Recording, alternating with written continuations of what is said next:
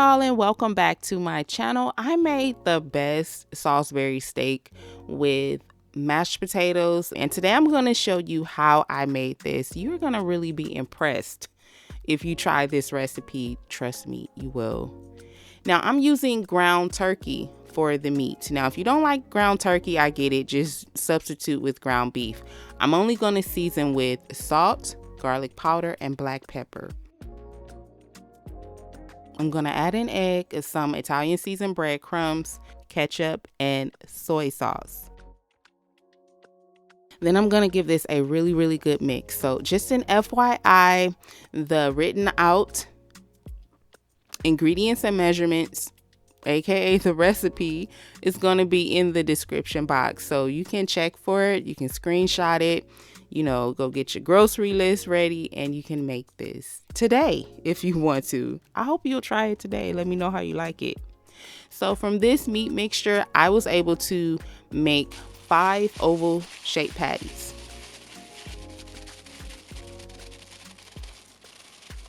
So now I'm going to brown the patties in a large skillet. I'm going to heat this skillet to medium high heat. I'm going to drop in about 3 tablespoons of canola oil. You know, you can do vegetable oil if you want.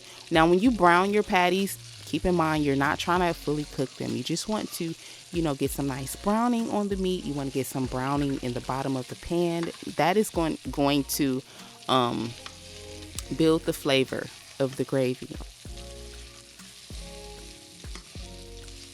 Now go ahead and rinse off your mushrooms. Yes, mushrooms are going to add a lot of good umami flavor to this dish. You will need to slice up those mushrooms along with a white onion. So you're going to add them to the same skillet that you just cooked that meat in, okay? So we're going to cook these on medium heat. You do not need to add any more oil at this point. Just add the onions, the mushrooms, cook it on medium heat for about 2 minutes, and then you're going to drop in your butter. Now let your butter fully melt before you add your flour. And when you add your flour, sprinkle it all around. Don't just drop it in one spot because it'll be harder to mix. So you're going to let this cook for an additional 2 minutes. Then you're going to add a little soy sauce, mix it all around really good. Then you're going to add 1 cup of chicken broth. You're going to give it time to thicken up. So as you can see, as it cooks, the flour is going to thicken up that chicken broth. Then you're going to add the remaining chicken broth, and you're going to mix everything together. So as you can see here, I'm gently scraping the bottom of the skillet, just trying to get that fond to release. So make sure you do that. If you feel, you know, like anything is stuck to the bottom, just gently scrape. You're going to season your gravy with salt and pepper. You're going to do this to taste. Okay, gently stir. Right now your heat should be on medium, but you can begin to drop that down to low. Now you're going to add the patties back into the gravy.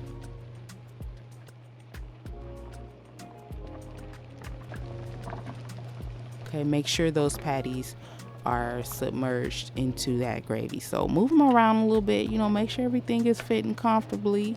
You're going to cover it with the lid, simmer on low for 15 minutes. I need to show y'all how to make these mashed potatoes, y'all. These were so good. So good. So as you can see here, I have about 5 russet potatoes. I've already peeled them, and I'm just going to dice them into small chunks, just like so. Okay, so we're going to add all of these potatoes to a pot of cold water. And we need to season that water, okay? If you're not going to season your water, then cook your potatoes in chicken broth. I am using chicken bouillon powder to season. I'm just going to season to taste.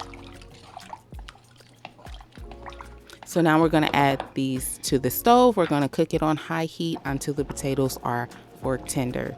Let's go ahead and let's check back on those Salisbury steak patties. It's been about 15 minutes now. You want to flip them over. Then we're going to cover them again and let them finish cooking for 15 minutes.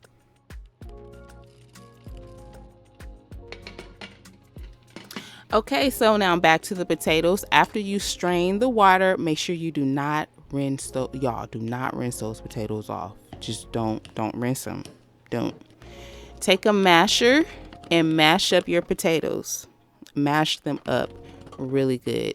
I've seen people use hand mixers to blend and smooth out those potatoes. So if you want to do that, you can do that as well. You'll need to add some room temperature butter. The secret ingredient to make my potatoes taste really, really good is cream cheese. If you have not tried cream cheese, oh my goodness, you're really missing out, because cream cheese adds, oh my goodness, it just adds that extra oomph to mashed potatoes. It's a must have in mashed potatoes. Just make sure that the cream cheese is room temperature. So when you make mashed potatoes, you're really doing everything to taste, okay? So add as much butter as you like, add as much cream cheese as you like.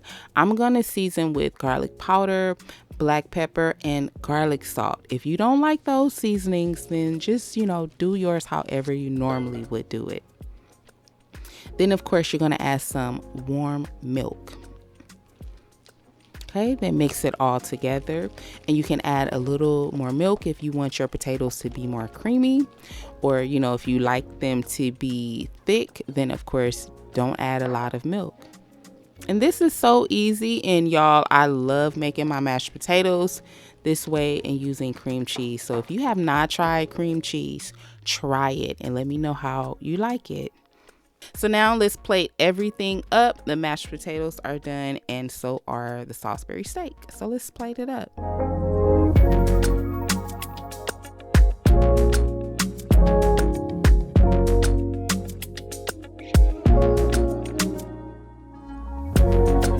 So in case I didn't mention it, the cooking time was 30 minutes for the Salisbury steak. And y'all, this was so delicious. Please let me know if you're gonna try both of these recipes, and if you do, let me know how yours turn out. As always, I thank you so much for watching. Please click the like button if you enjoyed this video, and I hope to catch you in my next one.